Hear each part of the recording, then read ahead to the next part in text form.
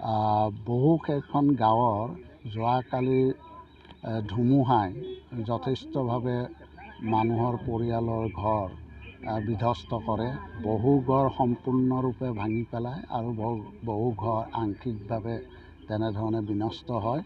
গতিকে দেখা গৈছে যে এই অঞ্চলৰ মানুহৰ যোৱাকালিৰ ধুমুহাই যথেষ্ট ধৰণৰ ক্ষতি সাধন কৰিছে।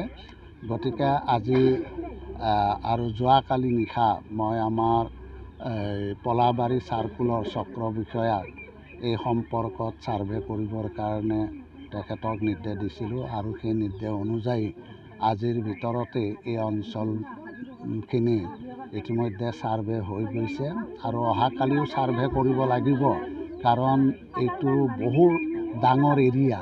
গতিকে এই ডাঙৰ এৰিয়াটোত এদিনতে গোটেইখিনি ছাৰ্ভে সম্পূৰ্ণ কৰিব নোৱাৰে। গতিকে দেখা গৈছে যে প্ৰায় 600-700তকৈও অধিক পৰিয়াল এই অঞ্চলটোত ক্ষতিগ্ৰস্ত হৈছে।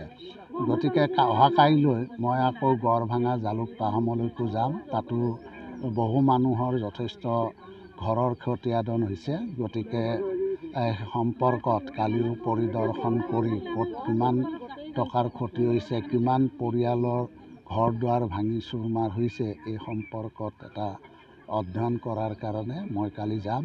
আৰু যোৱাকালি নিশা মই আমাৰ পলাবাৰী চাৰ্কুলৰ চক্ৰ বিষয়াক আজি মই জালুকপাহাম গড়ভাঙা আদি অঞ্চলতো যাবৰ কাৰণে নিৰ্দেশ দিছিলোঁ আৰু সেই মৰ্মে আজি পঠিয়াইছে, তাৰ পৰাও তালিকা প্ৰস্তুত কৰি আনিছে। গতিকে মই ভাবোঁ যে যিখিনি মানুহৰ সম্পূৰ্ণভাৱেই হওক বা আংশিকভাৱে হওক বিধ্বস্ত হ'ল, যাতে চৰকাৰে এই মানুহখিনিক অতি শীঘ্ৰে ইয়াৰ ক্ষতিপূৰণ দিয়াৰ বা আৰ্থিক সাহাৰ্য দিয়াৰ যাতে ব্যৱস্থা গ্ৰহণ কৰে, তাৰ বাবে মই আপোনালোকৰ চেনেলৰ যোগেদি অনুৰোধ জনাইছোঁ। আমাৰ এই ঘৰটো থকা ঘৰটো ভাঙি লৈ গৈছে, গোটেই ভাঙি লৈ গৈছে, থাকিব নোৱাৰোঁ। এটা গাছ পৰি পেলাই আৰু ভাঙিছে। সেইটো ঘৰতে আৰু কোনো ৰকম আছোঁ আৰু পাক্কা অলপ আছে, ধাৰ চাৰ কৰি পেলাই। এইটো ময়ৰাপুৰ পুৰাণবাৰী কয় আমাৰ। গোটেই অঞ্চলটোতে হৈছে, কিন্তু কিছুমানৰ হোৱা নাই, অলপ কমকৈ হৈছে। কিন্তু আমাৰে 3টা ঘৰ ভাঙিছে আৰু এইটোও ভাঙিছে, সেইটোও ভাঙিছে, এইটোও ভাঙিছে।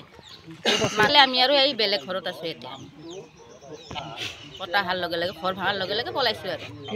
পূৰ্ণিমা ৰাভা। এতিয়া আমি সহায় অলপ বিচাৰোঁ। আমি থাকোঁ কি কৰি? আমি হাজিৰা কৰা মানুহ, হাজিৰা কৰি কেনে খাই আছোঁ। এতিয়া মতাকেইটা হাজিৰা কৰিব যায়, আমি আৰু সেনেকৈ তিৰিকেইটাই আছিলোঁ।